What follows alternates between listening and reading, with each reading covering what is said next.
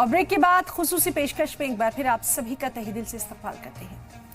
नाज़रीन, रमज़ान मुबारक में हर तरह के लोगों की मदद की जानी चाहिए। जाहिर है जो ज़ेरे इलाज हैं उनके साथ उनके अहले खाना यानी तीमारदार भी होते हैं। उन्हें अस्पताल में इफ्तार और सहरी करने में दिक्कत पेश आती है, लिहाजा इन लोगों का खास ख्याल रखा जाना चाहिए। और यही वजह है कि आसाम के नलबाड़ी मेडिकल कॉलेज में आसपास के मकामी लोगों की खिदमत का बेमिसाल जज्बा यहाँ देखने को मिल रहा है, जहाँ उन्होंने खुद मरीजों के तीमारदारों के लिए खास इफ्तार और सहरी का इंतजाम कुछ यूं किया। तो हम लोग पिछला साल भी मतलब ये रमजान का महीने में सहरी का इंतजाम किया था, तो इंशाल्लाह इस साल भी किया हम लोग।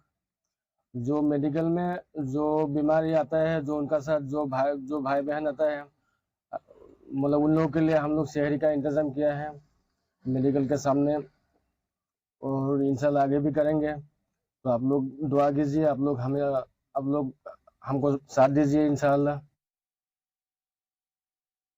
मेडिकल में जो पेशेंट रहते हैं और उनके साथ जो परिवार के लोग रहते हैं, रमजान के महीने में उन लोगों को जो सहरी के वक्त जो खाना नहीं मिलता है, क्योंकि जो मेडिकल के पास के जो होटल या रेस्टोरेंट रहते हैं वो रात के वक्त बंद रहते हैं। फिलहाल अभी जो इस वक्त में जो सहरी का वक्त होता है, यहाँ पे कोई भी रेस्टोरेंट या होटल नहीं है, देख बंद है सभी।